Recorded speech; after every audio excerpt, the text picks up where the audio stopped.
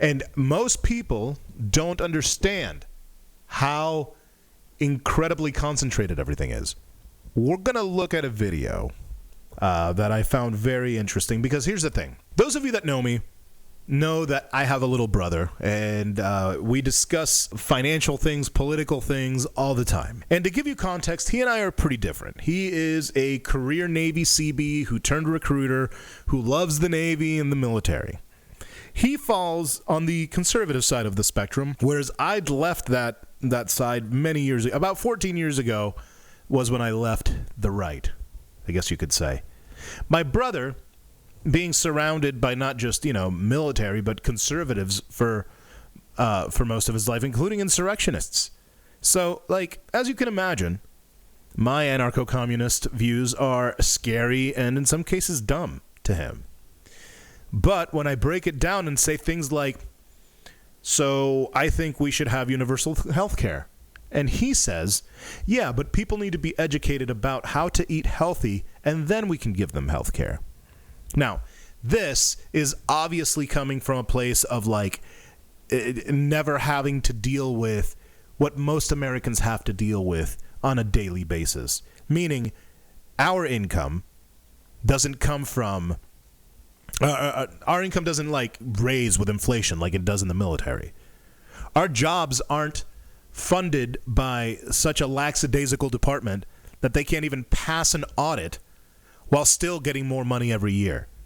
And the reality is that many people that are in my brother's boat, either via the military, inheritance, generational wealth, etc.,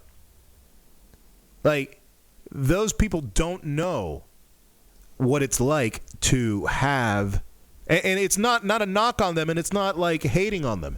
It is just something. It's I don't know what it's like to get bombs lobbed at me. I don't. I went to a military school. It was very safe.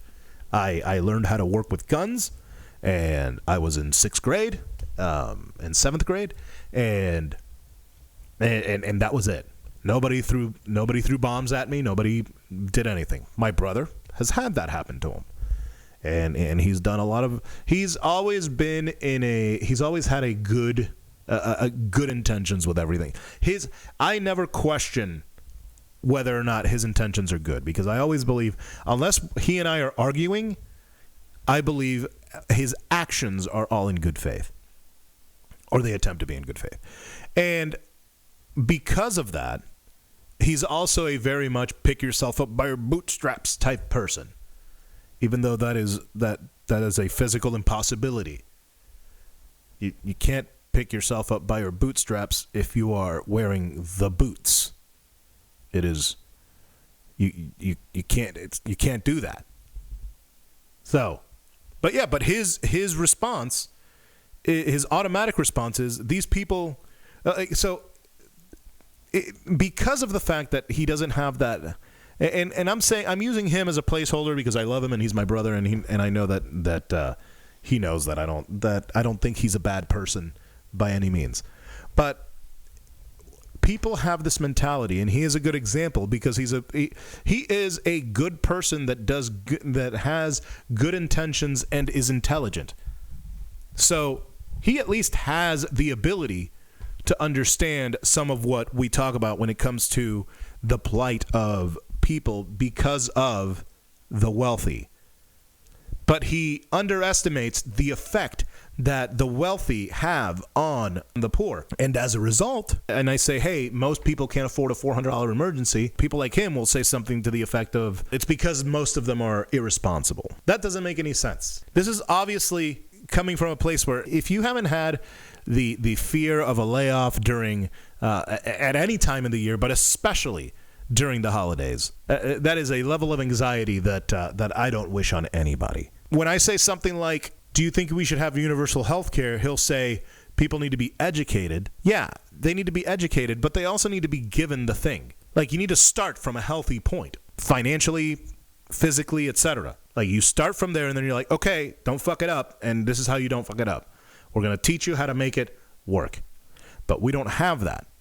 And the arguments from the more conservative types like him is that, well, we need to have that in education, in the educational system. And I agree with you.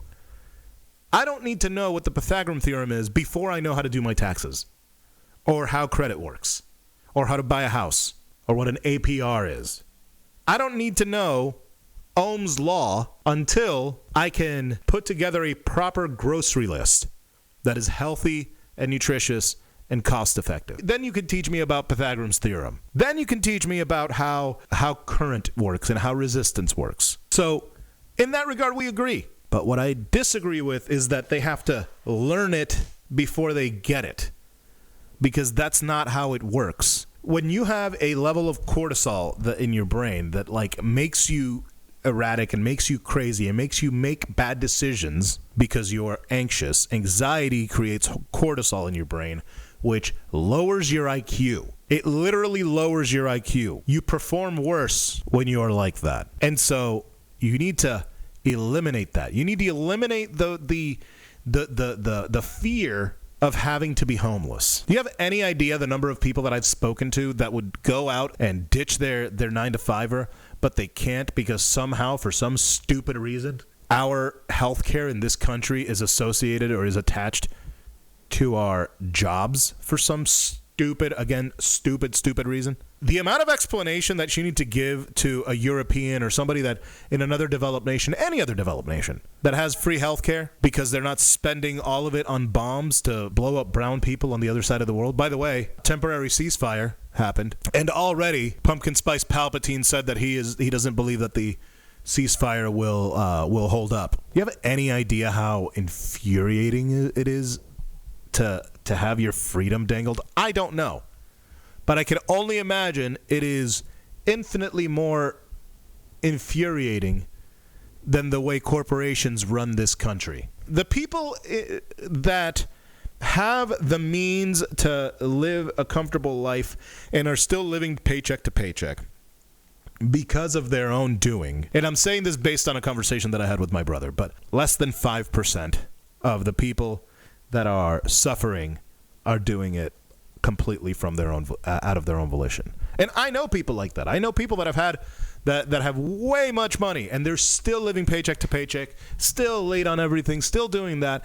But that is not even close to the majority of people. The majority of people cannot afford a $400 emergency. This is actually a video that I sent my brother. It's an interesting take on this whole on why things are so concentrated. But before I do, I'm going to ask you a question. Most people can't afford a $400 emergency. So who, in your opinion, bears most of the blame for the most part? The majority of people. Is it the financial industry, which controls healthcare, housing, the economy, wages? They buy elections. They write laws and in the expense of us, of people, of the poor? Is it the educational system for not teaching children about financial literacy? Is it the individual? Is it their own fault they can't afford it, even though they were set up to fail? What is the percentage? That's my question to you.